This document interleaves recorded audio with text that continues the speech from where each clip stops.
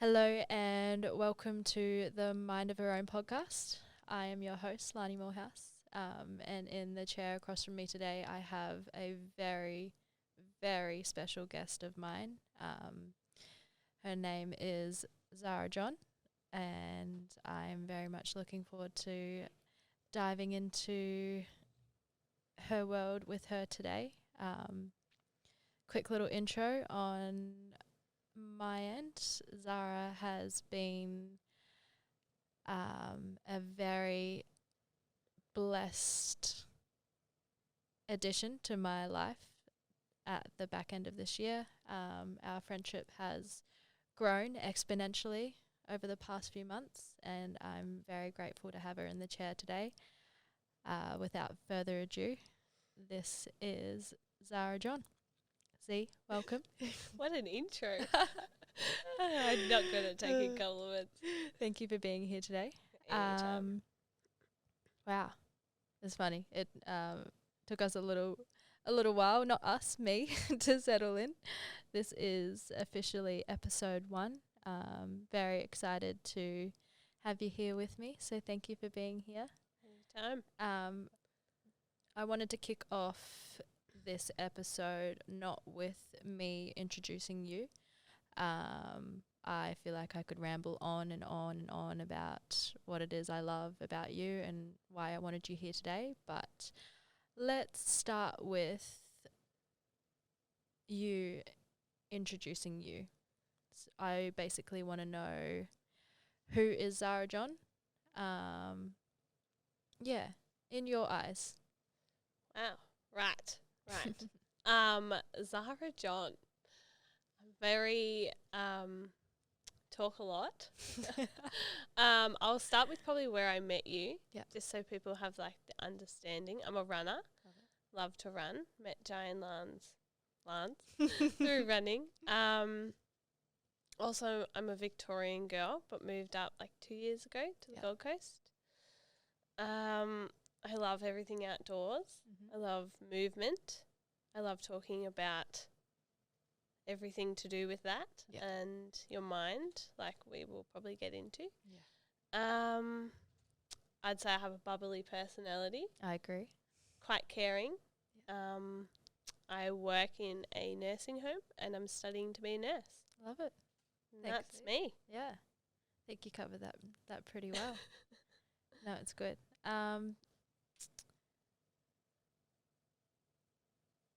Let's start with, I like to dive into a person's values. I feel like you can learn a lot from someone in what it is they prioritize in their life. So give me a little breakdown on your top 3 to 5 values. Right. No pressure, just first things Whatever that come to your comes up. mind. Yeah. Probably family. Yeah. Family is a huge part of who I am, which we'll probably dive into again. But yeah, love family. Friends, but not friends that friends that turn into family, I suppose, that hold that space that you're who you are. I don't know if communication I'd put as a value, but I'm going to put it in there because it's a big aspect of who I am. Awesome. And then anything outdoors, the ocean, the bush, movement in the outdoors. Love it so much. That's probably it. Yeah. Just like outdoors, family, friends. Love it. Good food. Coffee. Coffee is a value. We are allowing it. Coffee is definitely a value. Oh, no, that's awesome. Thank you, Z. I do definitely want to dive into all of those aspects. I did have a question just pop up, but it's escaped me for a second. But let's go back to family, friends. Just for those listening, Zara actually sat me down a couple of months ago and she brought up this topic of values, hence why I'm asking the question today. And it brought me a lot of clarity in what it is I wanted to focus on for this back end of the year, what I wanted to prioritize, and also just gave me a lot of ease in who it is that I am or who it is that I want to be. And I find values an incredible tool for coming back to yourself. So let's dive into those a little bit more, Z. Talk to me about your family, your friends. How do your relationships impact who you are, but also the perception of yourself? Well, I'll start with my family. I am the youngest of 3 older brothers in my family, so I've always had guidance from them in every way possible. And my mum and dad, they're the powerhouse of the whole family. Rose and Gary are just incredible humans. I probably have to give them a lot of praise for where I am now, because I wouldn't be here without their guidance, their help, and their just support in a way that it's not like, do this. It's like, okay, you do this. If you have to come back to us and like need guidance, they're very helpful. Yeah, awesome. But also back to the friends thing, I think it's only taken me till probably this year to figure that whole aspect out, because I would often surround myself with not the wrong people, but the people that don't fit my values or that don't suit me as a person. Okay. Whereas now I'm sort of hanging around with people that we're on like the same wavelength, we understand the different values, and I can actually say like, okay, I'm exhausted today, like I can't hold space for you. I'm just going to do my own thing, and there's no like negativity behind that. So I think that's like the big thing with friends. Yeah. Awesome. That makes sense. How did you come to the realization that the people you had in your circle, like you said, weren't really aligning with you? What were the feelings surrounding that? I sort of dabbled in all worlds of friendships. Like when I first moved up here, I was like, right, living on uni res, like I'll drink and I'll be in that game, I'll dabble in the drugs, and just like that is so far from me. And even thinking about that now, like, yeah, I'm not that person at all. And just like that feeling of like almost being a fraud. Like the next day I'd wake up and everyone would still be kicking on and having a great time, and I'd just feel like, this is terrible. Like, why is everyone else not sad? Like I'm hating that. So that was like definitely, I'm not in this world. But just like figuring out who you've got to be with that makes you feel like you can be your authentic self, that you don't have to change. Like I can say whatever I like to the people in my circle now, and they're not looking at me differently. Absolutely. I'm also not adapting who I am to suit them. Awesome. Like we all just gel. Yeah. It's good. Cool. It's kind of like a feeling of, I guess, acceptance. Yeah. Yeah. And it's just like calm. Yeah. Yeah. No obligation. Nah. Yeah. No, Cool. it should be easy. Yeah. Yeah. And that's what I've found now. I love that for you. Yeah. It's great. Awesome. So we've covered family and friends. Let's talk about communication. Communication. I love communication.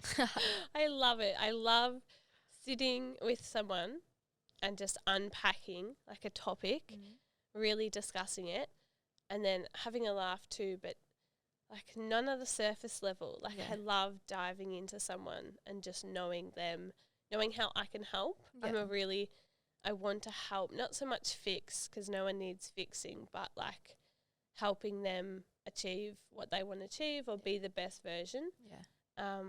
So that's why I think communication's great. Like if you walk away from a conversation with someone and you're like, wow, like that was really like soul fulfilling. Yeah. Cringy as that sounds. Yeah. But yeah. No, not at all. And that's I can probably it. totally testify to you holding that space for others. You've done it for me countless times. Good.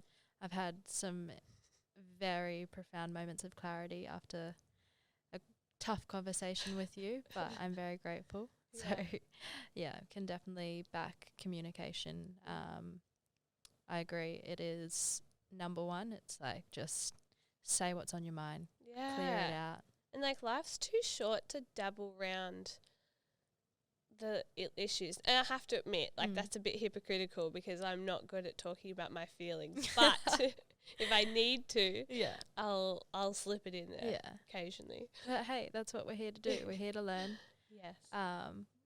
We are aware that communication is important, and it's just, I guess, putting it to practice. Yeah, 100%. And having the right people that you can do that with. Yeah. I think if you've found your circle, you should be able to say any aspect of like a meetup or something social, like, hey, I'm struggling, or wow, this is tough today, and not have that judgment or like put rainbows and butterflies on it, just say it how it is. Exactly. Yeah. You actually said something to me last week that hit home, and it was just,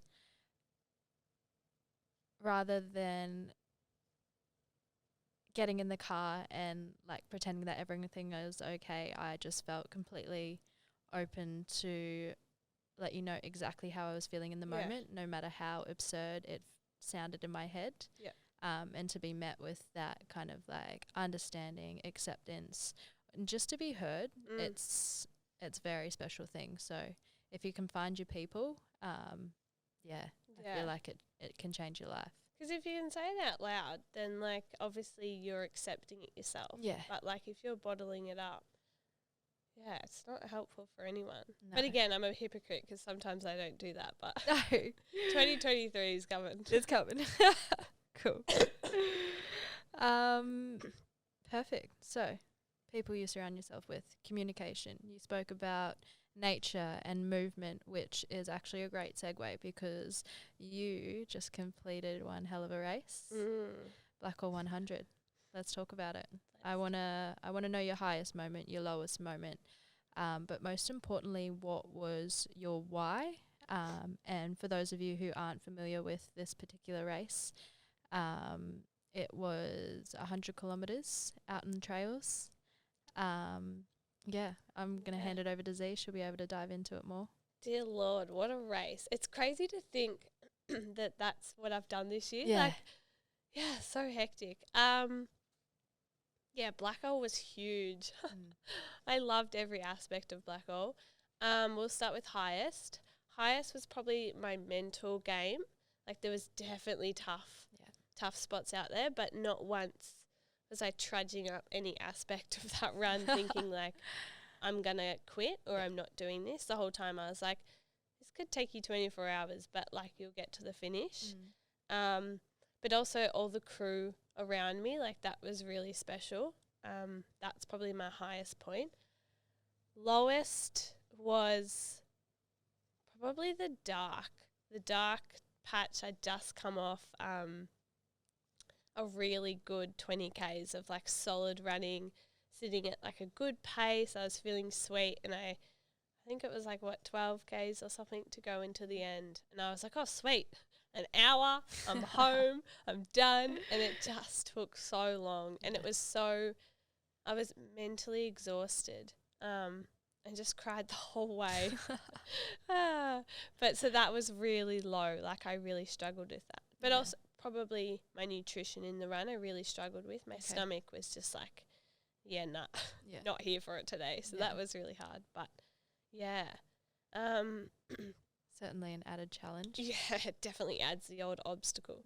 My why for Blackall was just which I hadn't talked to anyone about really. Like, and I know we've spoken about this intimately. Yeah. And don't go bearing your soul if it's not what you're feeling up to. But it's all good. Open book over here. No, I hadn't talked to a lot of people about this because I didn't want it to seem like it was something I was doing because I felt like I had to. It was more for my own sort of clarity. I'll explain.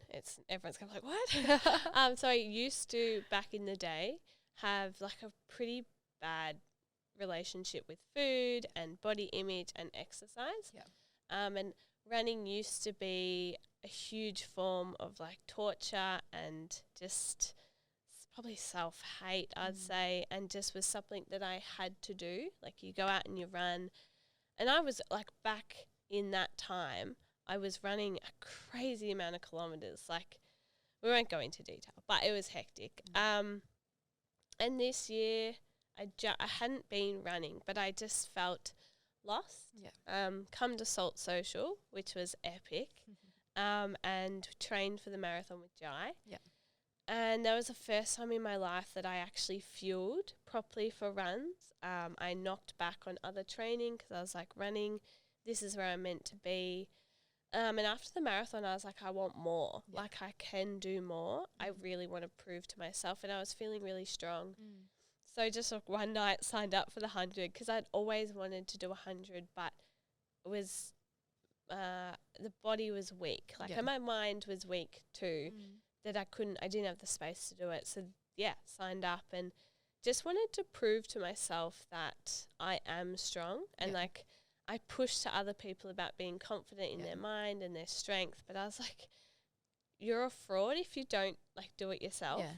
And also I was still tied to a lot of those, like, food rules or exercise rules. And I was like, I can't have this if I'm going to run 100 Ks. Like, I need to be really strong with my nutrition. I need to have rest days. So it was a huge push to kind of blow out those cobwebs and figure it all out. And I wouldn't recommend it if you're not in the space. Like, I wouldn't be like, okay, go and run 100 Ks and that will fix everything. Because it doesn't. And there's more demons that you'll face post-race. And that's sort of the area I'm at now. But it did help me really solidify everything in my life and in my mind. Yeah.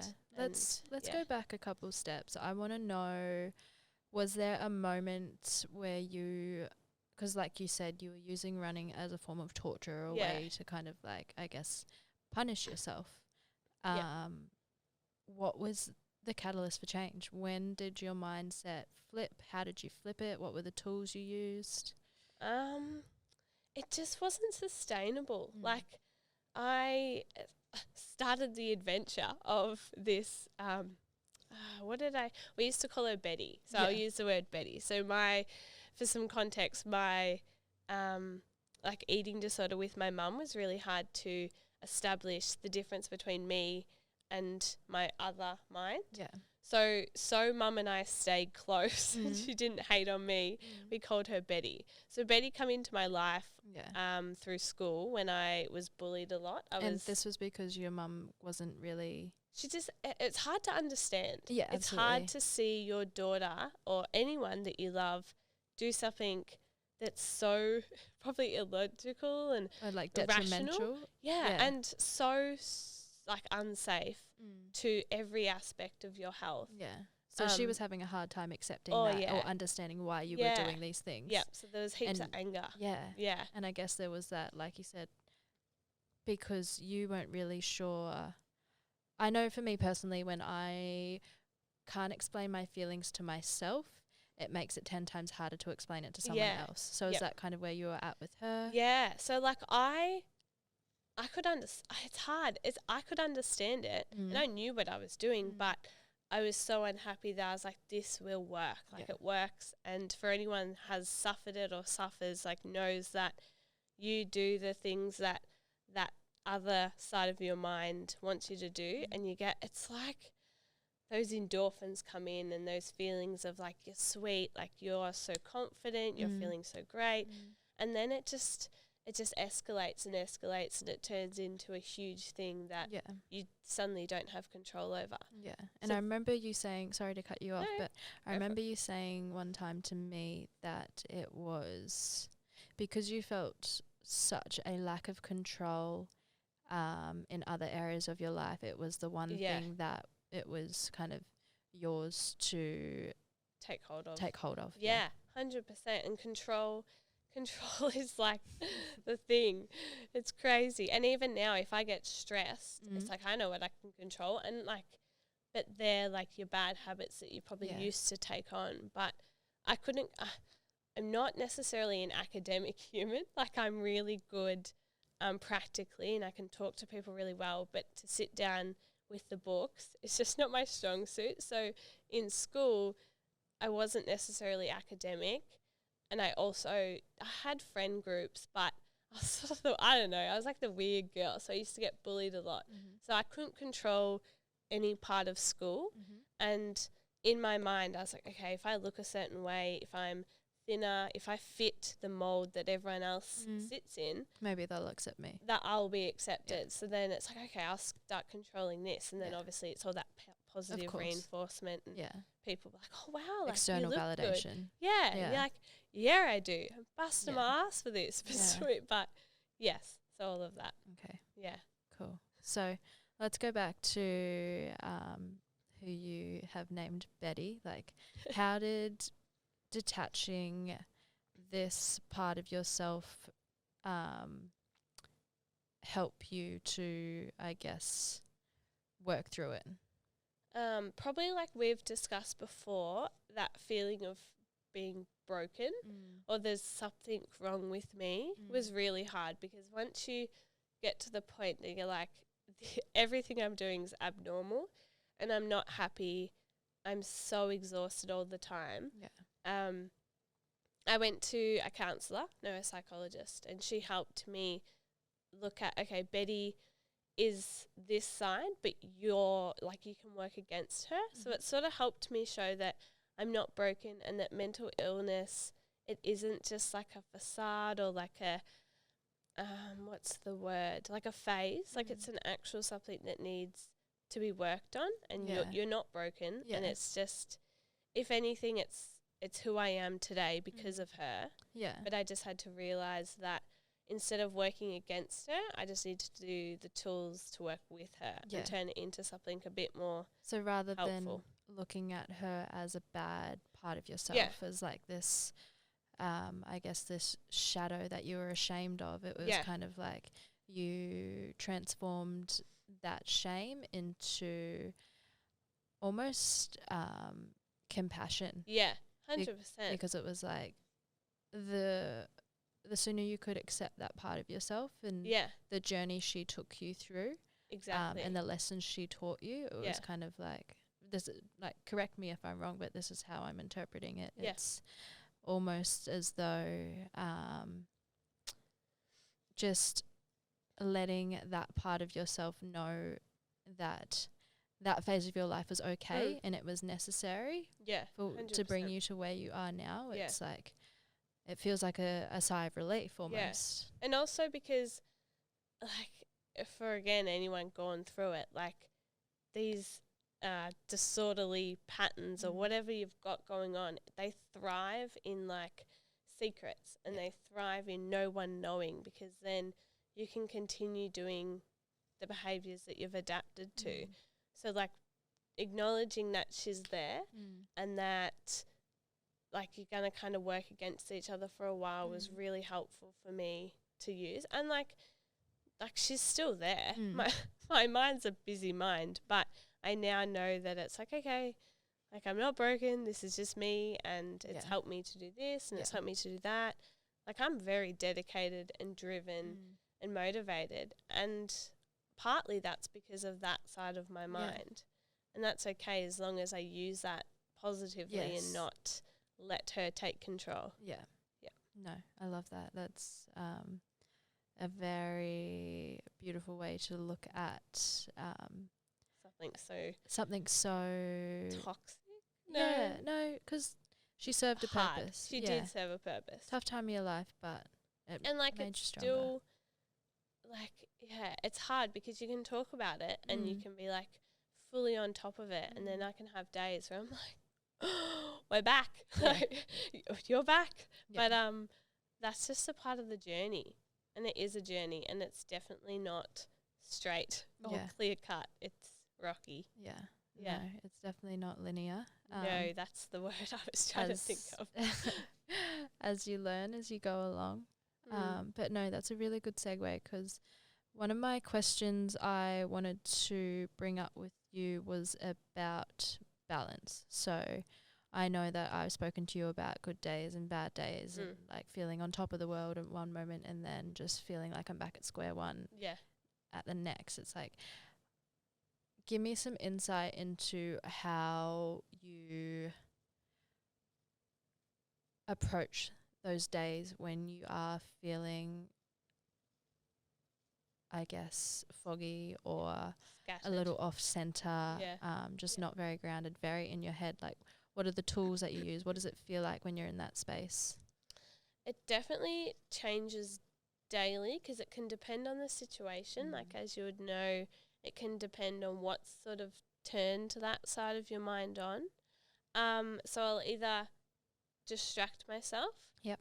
I'm still not good at talking about it.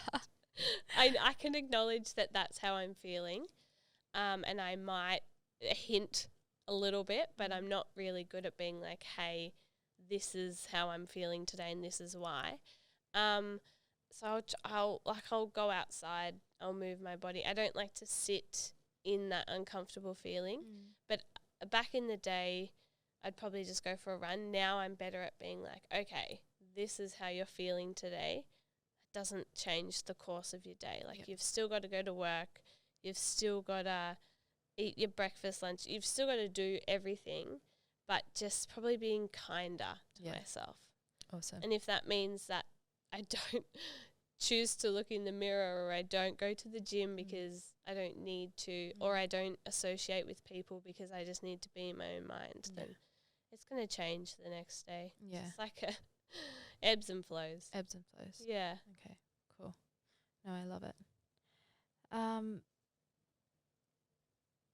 I guess in terms of these challenges that you've experienced in the early part of your life, how do you think they've shaped you into the person you are today? What has been your greatest lesson out of all of this? I'm still learning all of that, but I know a lot about myself. Like, I know how, like, so much about my mind and how sensitive I am to little things, which I think is quite beautiful to think like, okay, like, this situation I know is going to make me feel like that. So I'm quite in tune with my feelings and myself, which is quite nice. Yeah, sorry. No, that's so fine. Ask. So what else was there, sorry? We spoke about your struggles with food and the tools that you use to kind of like bring yourself back into a place of balance when you are feeling a little bit off. But what I want to know is, has there been, like, what are the lessons that you've learnt along the way through this journey? Probably that it doesn't, if you find the right people that accept you for who you are, like, they don't care about anything about you, really. Like, if you find great people, they're not going to care that you're 5 kilos heavier or 12 kilos heavier, or you didn't run today. Like, you don't have to fit their version of what you think, if that makes sense. That was a huge lesson. And that also, like, you only have one life, and, like, there's so many amazing memories that happen in situations, and if you take yourself away from that and sort of ruin it by your rules or forcing yourself to go for a run or restricting, like, there's no fun, because when Betty turns off, then Zara's back, and then I'm disappointed that I didn't fully jump into the whole situation. Yeah, it's almost like you remove yourself from being able to enjoy moments, life. Yeah, just 100%. Life in general. It's like you cut yourself off, you put up that wall, you shut yourself out, because it's the only way you can kind of, it's like you want to build this fence between you when you're in your head from you all like of want the to things. Protect yourself, I think. So you're like, okay, like, I'll shut off because then later I won't have the mental fight. But now I'm starting to realise that, like, stuff it. I'll have the mental fight because I've lived her life and it was terrible. Worst life ever. So I'm going to live my life, and if it means that later I'm in my head a bit more and I'm a bit more exhausted, maybe a bit snappy, that's fine. I can deal with that. But at least I've had fun beforehand. Yeah. I certainly know that when I shut myself off from people, it's definitely not necessarily to protect myself, but almost to protect them. Yeah. But now that I'm saying it out loud, it's also to protect you. myself from them changing their perceptions of me. Yeah. Because Yeah. I feel like if I show up in a way that I know isn't in line with who I am truly, Yeah. I'm worried that they're going to see that and change their mind about who they think I am as a person. Yeah. So it's almost like as soon as I can put that barrier up, I'm safe. Yeah. They're safe. Yeah. Everyone's like safe. Back and forth. Yeah. Because then you're like, okay, sweet, this is what I need to do. And then in the other mind, you're like, but I want to be there and I want to be a part of it. But then you're like, no, you don't. Like, you're going to cop it later. It's just like, it's just your mind is constantly fighting and exhausted. But you have to pick your battles because sometimes you can't be what you want to be. And it's just because we're not up to that stage in our journey. And that's okay. Yeah, and that's fine. It's like some days you're up to it, some days you're not. Yeah. It's just like you said, pick your battles. Yep. Yeah. Yeah. Cool. Alrighty. So let's talk about movement in any form. What does this do for your body, your mindset? How has movement impacted your life? What are the favorite ways you love to move? I love to run. Love to run. I love my running sort of changing though, because once upon a time it was I love the social side of running. Yeah. Sorry. Take a little drink if you like. Now I love my own running like solo. Yeah. Just in the fact that it makes me feel super strong. And I'm not doing it for anyone else, it's just for me. I'm also starting to learn movement in a calm way. So just like a walk. Yeah. Do love a walk with no music too. Yeah. I think of like scenarios in my mind. We've talked about this before, but I think of like I like role play. Yeah. It's quite fun. It's fun to be in my head. But I like to do that. I think through situations and stuff. Role play how? Like, are you setting goals? Are you envisioning? It's just like sometimes it's like an episode of Home and Away. Be like this and then you'll move on. Or other times it'll be like scenarios that we'll go through and I'll just like role play them and think about them and just past like scenarios or future just scenarios? like future. It's just like, what is it like? Like a screenplay in my mind. It'll be me living my life, but it would just be like a situation like I went to the shops or I won the lottery and then I brought a hat. Like it's just, it's funny. And they're probably dreams and like thoughts. I just really enjoy that. It's so weird. Yeah, no, it's kind of like you're creating your own movie. Yeah, and then I finish my walk and I'm like, right, this is good. Yeah. This is where I'm heading. But also movement in a different way. Because I used to think like, okay, I'll wake up. If I don't have to do anything vigorous, but like I want to move for 30 minutes and sweat. Yeah. I was thinking about this morning. I was like, no, like movement doesn't have to be physical. It can just be like go sit on the beach and go for a swim, like for your mental self, or even movement in the mind of being with people, I think is a really important thing. But whatever you feel on the day. Like cool. So with your movement, are you quite intuitive now? Yes and no. Okay. That's a tricky one because we've talked about this. Sometimes I'm like, okay, I really want to run, but do I really want to run? That's right. I do remember this conversation. It's just like, I want to run. And then you kind of, because where I come from, it was like, you must run, you'll go to the gym today, you'll do this, and it was such a strict thing. Whereas now it comes to Monday, I'm like, well, I gym. Like, do I want to gym? And it's just that back and forth being like, I don't want to be where I was. Do I feel like I need to? Or do I feel like I have to? Yeah. So that's the hard part. I am intuitive. If I'm exhausted, I'm getting better at being like, I need to sit and just chill. Yeah. But also if I'm having a really tough day and I don't talk to anyone, which is often that I don't talk to anyone, I'll just go for a walk or go for a run just to get out. Yeah. But that can also turn into like that compensation. Yeah. So it's just, I'm still navigating and I think I might still be navigating for years. But as long as I'm taking one step forward, that's all that matters. Yeah, cool. I love it. So favourite way to move? Run. Run. Love a run. Yeah? Yeah. Anywhere in particular? Love the bush. At about like 4, 4:30, Yeah. even 5 in summer. Sun's going down. Yeah. Running. You're walking some parts. The birds are out. It's great. Yeah. Great. Solo, but then it's really nice To share it with someone. to share it. Yeah. Sometimes it's like, wow, imagine if you shared this with someone. Yeah. But then sometimes you're like, okay, cool. This is just for me. Yeah, Yeah. 100%. Yeah. Cool. I love it. Alrighty. So we've covered movement. Let's talk about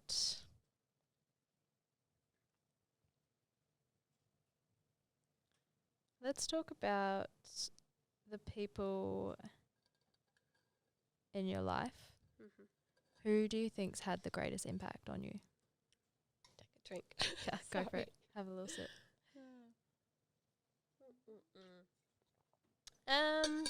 My biggest impact, probably my parents. Yep. But they're both so different, so it's crazy. My mum is like, an Energizer bunny. That girl does not know how to stop. Get her in here to talk about intuition. She ain't good at it. But my mum's always been super honest and very, very, very honest, and will say it how it is.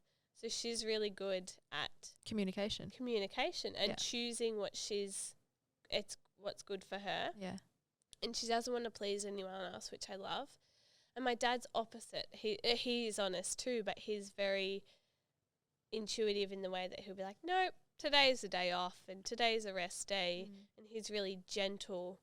So they're quite different, but both of them are probably really big inspirations that Cool. I strive for. Yeah, definitely. Yeah, I love that that. answered the question, I hope. No. Yeah, answer it however you want. Yeah. Cool. Rose and Gary are great. Yeah. Shout out. Shout out to Rose and Gary. Garance. Yes. Very cool. Alrighty. Well, Wow. let's Covered a lot. We have Yeah. covered a lot. Is there anything you want to talk about? The floor's yours. Floor is mine. Nah, I think we've hit a lot of topics. Yeah. Yeah. I do have one more question. Go for it. Ready? Ready for it? Yeah. All right. The infamous, if you could give your younger self one piece of advice, what would it be? Take a moment. You don't have to That's tricky. rush into it. Because I'm who I am now because of my younger self. But my younger self struggled so much. So I'm like, would you really want to do that again? Yeah. Probably just that, to stop caring what other people think. Okay. Still to this day, that's something I need to learn. Yeah. Because I think that's why the vicious cycle of like control and food and stuff started. Yeah. Because I cared so much about what everyone thought about me. Whereas the days that I just be me, like I have my favourite days. Yeah. I'd probably give my younger self a hug Yeah. too. Because I know how much she was struggling. I love that. And sometimes I feel bad, like, wow. I put Such a her bad through person hell. to yourself. I know. No, but And it's it's all like part of the journey. It is, but you'd never talk to someone how you talk to yourself. Yeah. Which is so crazy. And I often try and think, like, would you say what you're saying to yourself to Lani? Yeah. No. Yeah. Why are you doing it then? No, that's awesome. I love that. It's kind of like, I've had someone say to me, you need to learn to speak to yourself like you would to your younger daughter. Yeah. It's like, if you had a daughter, how would you speak to her? What would you tell her? Yeah. And like, easier said than done. yeah, though. saying it out loud, it's like you'd want to give her the world. You'd want to tell her that she is capable of absolutely anything. Yeah. It's like, you are beautiful no matter what you think. You are smart. You are strong. You are,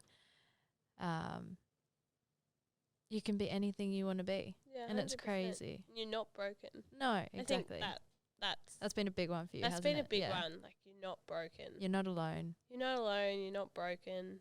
Yeah. You don't have to necessarily reach out, but just try and, like, take a step forward. Yeah. In some way. One step at a time. Yeah. And you might go back. Yeah. We always go back. We do. Yeah. We do have reverse, but just go forward again. But that's okay. It's like, take a breath. Yep. You reassess. Yeah. All right. Let's take another step. Definitely. I love That's it. Well, Wow, it has been a pleasure. it's been fun. I've enjoyed it. Love talking to you. Yeah, we could do this all day. I know. Tell me about it, but we won't. No. We'll let you guys get on with your day. But this has been Zara John, a very close friend of mine, diving into the world of her. Again, Z, very grateful to have you here. So thank you. Thank you. Thank you for holding the space. Of course. Great topic. Talk all day. Talk all day. Alrighty. Thanks, guys. Have a great day.